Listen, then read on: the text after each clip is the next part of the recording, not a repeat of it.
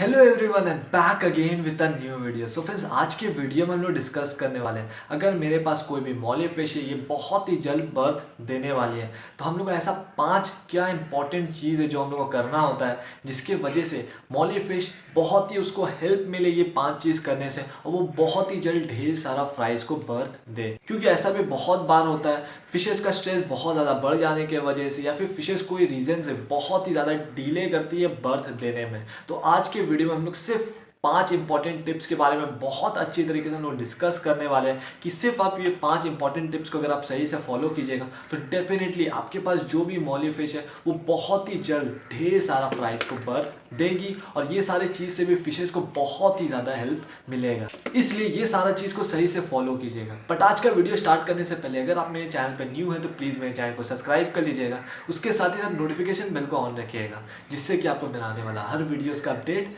मिलता रहे। तो चलिए अब आज का वीडियो शुरू करते हैं। तो चलिए अब सबसे इंपॉर्टेंट पॉइंट के बारे में बात करते हैं, वो होता है वार्म वाटर। इस फिश को इस टाइम पे वार्म वाटर का बहुत ही ज़्यादा ज़रूरत होता है, जो कि हम लोग मेनली ये चीज़ को प्रोवाइड नहीं करते, ये सारी चीज़ को हम लोग इग्नोर करते हैं। लेकिन वार्म वाटर अगर आपके टैंक में नहीं होगा, गर्म पानी अगर हल्का नहीं रहेगा आपका टैंक का, तो डेफिनेटली इस फिश को बर्थ देने में बहुत ही ज़्यादा प्रॉब्लम आएगा, फिश बर्थ देने में बहुत ही ज़्यादा टाइम लगाएगी, फिशेस का स्ट्रेस बहुत ही ज़्यादा बढ़ जाएगा, और मे भी हो सकता है वो फिश जो वो मर जाए। इसलिए ये सारे फिशेस के लिए एक वार्म वाटर प्रोवाइड करना भी बहुत ही ज़्यादा इंपॉर्टेंट है। ये नॉर्मली ठंडे के टाइम पे होता है, क्योंकि ठंडे के टाइम पे पानी का जो टेम्परेचर वो बहुत ही ज़्यादा नीचे चला जाता है। गर्मी के टाइम पे तो नॉर्मली ये सब नहीं होता है। हम लोग को मेनली जो पानी का टेम्परेचर मेंटेन करके रखना होता है वो होता है 27-28 डिग्री सेंटीग्रेड, इससे नीचे जाने नहीं देना है। अगर आपका पानी का टेम्परेचर 25, 24, 23 है, तब डेफिनेटली आपको अपने टैंक में एक हीटर लगाना होगा। नहीं लगाने से फिशेज बहुत ही ज़्यादा टाइम लेगी बर्थ देने में, या फिर वो फिश मर भी सकती है। इसलिए ठंडे के टाइम पे एक हीटर होना बहुत ही ज़्यादा इंपॉर्टेंट है। और ऐसे भी अपने टैंक में आप एक थर्मोमीटर लगा के रखिएगा, जिससे कि आपको रेगुलर बेसिस में टैंक का क्या पानी का टेम्परेचर है ये समझ में आए। सेकेंड नंबर पे आता है, अगर आपकी फिश बहुत ही जल्द बर्थ देने वाली है तो उस टैंक में ढेर सारा हाइडिंग प्लेसेस लगा दीजिए। ऐसा क्यों? क्योंकि जब वो फिश बर्थ देने वाली होती है उसका स्ट्रेस बहुत ज़्यादा बढ़ जाता है। इसलिए अगर टैंक में ढेर सारा हाइडिंग प्लेसेस होगा, देखिएगा वो साथ ही साथ उस हाइडिंग प्लेसेस के पास में आकर छिप जाएगी। अगर वो छिपना पसंद कर रही है तो उसको छिपने दीजिए। इससे क्या होगा, उसका स्ट्रेस जो वो कम होगा। जैसे ही उसका स्ट्रेस कम होगा तभी वो जल्द से जल्द फ्राइज को बर्थ देगी।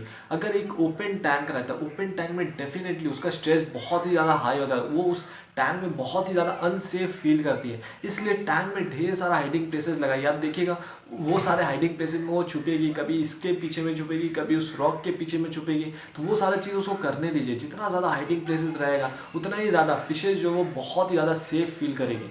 उसके साथ ही साथ हाइडिंग प्लेसेस को और भी बहुत सारे बेनिफिट्स हैं।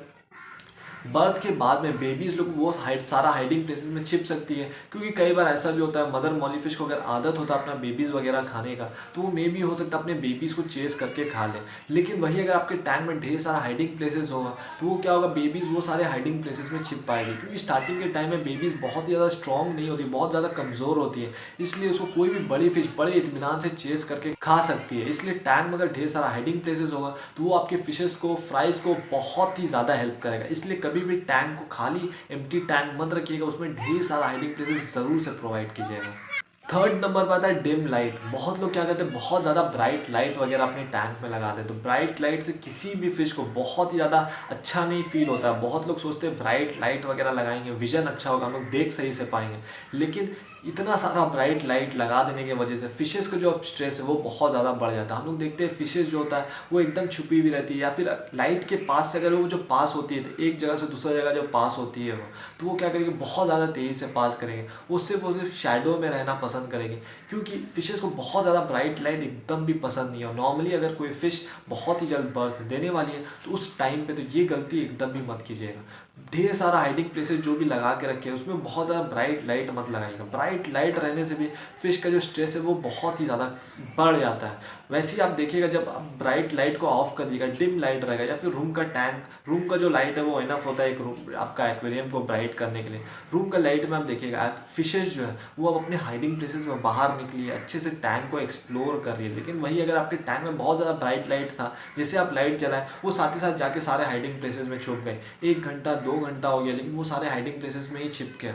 इसका मतलब क्या है, आपकी फिशेस को वो सारा ब्राइट लाइट एकदम भी पसंद नहीं है, इसलिए वो सारा ब्राइट लाइट को ऑफ कर दिए, डिम लाइट ही लगाइए, ज़्यादा बहुत ज़्यादा ब्राइट लाइट मत लगाइए, डिम लाइट ही इनफ है। और मेनली मैं देखता हूँ रूम का लाइट जो होता है वो भी इनफ होता है किसी भी एक्वेरियम के लिए जब आपकी फिशेस बर्थ देने वाली है। ऐसे आप कोई भी लाइट लगा सकते हैं, बहुत ज़्यादा ब्राइट तब भी मत लगाइएगा, लेकिन ऐसे अगर कोई फिश बर्थ देने वाली है उस टाइम पे रूम का लाइट ही इनफ है, उसको भी थोड़ा सा रेस्ट करने का टाइम दीजिए। डार्क टैंक वगैरह अगर रहता है तो उसमें उसको बहुत ही ज़्यादा हेल्प मिलता है, उसमें उसका स्ट्रेस बहुत ही ज़्यादा कम रहता है। उस टैंक पे वो देखिएगा अच्छे से एक्सप्लोर करेगी, डार्क मतलब ऐसा नहीं है एकदम डार्क, हल्का लाइट अगर रहता है तो देखिएगा उसमें बहुत अच्छे से एक्सप्लोर करेगी, सारे जगह में वो घूमेगी।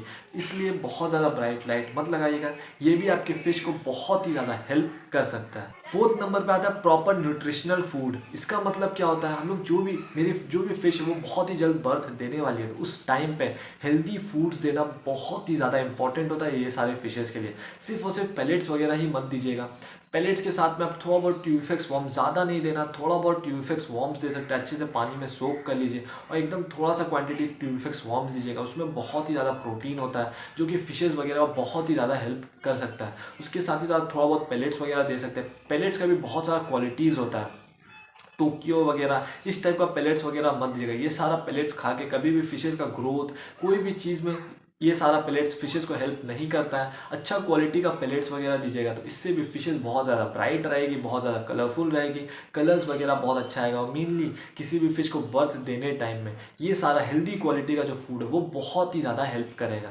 इसलिए फिशेज़ के डाइट में हेल्दी फूड्स वगैरह रखना भी बहुत ही ज़्यादा इंपॉर्टेंट है। और फिफ्थ नंबर में सबसे इंपॉर्टेंट जो पॉइंट आता है वो होता है maintain low stress for your fish. ये भी बहुत ही ज़्यादा इंपॉर्टेंट है। अगर किसी फिश का स्ट्रेस बहुत ही ज़्यादा कम रहेगा डेफिनेटली वो फिश बहुत ही जल्द बर्थ देगी। लेकिन वही अगर आपके फिश का स्ट्रेस बहुत ज़्यादा हाई रहेगा तो उस टाइम पे देखिएगा वो बर्थ देने में बहुत ज़्यादा टाइम लगाएगी, या फिर उस टाइम पे आप ये भी देख सकते हैं उस चीज़ के बाहर में, उस एक्वेरियम के बाहर में वो जंप करने का कोशिश करेगी। इसलिए फिश का स्ट्रेस को कम करना भी बहुत ही ज़्यादा इंपॉर्टेंट होता है उस टाइम पर। आप लोग कैसे समझ सकते हैं आपकी फ़िश बहुत ज़्यादा स्ट्रेस में या फिर बहुत ज़्यादा हैप्पी है, तो इसके लिए आप देखिएगा जब भी बहुत ज़्यादा ब्राइट लाइट वगैरह लगाए या फिर अगर आप टैंक के पास में आए हैं फिशेस को देखने के लिए, ऑब्जर्व करने के लिए, तो वो अगर आप देख रहे हैं हाइडिंग प्लेसेस में छुप के या फिर बहुत ज़्यादा तेज़ है एक जगह से दूसरी जगह स्विम करके दूसरा हाइडिंग प्लेसेस में छिप रही है, इसका मतलब ये है आपकी फ़िश बहुत ज़्यादा डरी हुई, बहुत ज़्यादा स्ट्रेस में। लेकिन वही अगर आप आए हैं टैंक के पास में अपना पैलेट्स वगैरह देने का कोशिश कर रहे हैं तो वो देख रहे हैं तेज़ी से नीचे से स्विम करके ऊपर में आ रही है, एक्सप्लोर कर रही है, खोज रही है पेलेट्स कहाँ है। अगर आपकी फिशेज ऐसे आपके साथ कम्युनिकेट कर रही है, पेलेट्स वगैरह आपका हाथ को फॉलो कर रही है, इसका मतलब ये है आपकी फिशेज जो वो एकदम स्ट्रेस फ्री है और बहुत ही ज़्यादा हेल्दी है। लेकिन वही अगर आप सिर्फ आपके छोटे छोटे एक्शन से वो बहुत ज़्यादा डर रही है, इसका मतलब ये है आपकी फिश जो वो बहुत ही ज़्यादा स्ट्रेस में। इसलिए कोशिश कीजिएगा बहुत ज़्यादा स्ट्रेस अपनी फिशेज़ को नहीं देने का। सो फ्रेंड्स होप करता हूँ ये 5 टिप्स जो है बस आपको यही 5 टिप्स को आपको फॉलो करना है। डेफिनेटली आप देखिएगा आपके पास जो भी फिश है वो बहुत ही जल्द ढेर सारा फ्राइज को बर्थ देगी। सो फ्रेंड्स होप करता हूँ ये जो भी वीडियो था आपके लिए बहुत ज़्यादा हेल्पफुल साबित हुआ होगा। ऐसी ही मोर फिश रिलेटेड वीडियोज़ के लिए, फिश रिलेटेड कंटेंट्स के लिए प्लीज़ मेरे चैनल को सब्सक्राइब कीजिएगा। So thank you everyone for watching this video, for being with me. और अब हम लोग जल्दी ही मिलेंगे मेरे न्यू वीडियो और एक न्यू कंटेंट के साथ।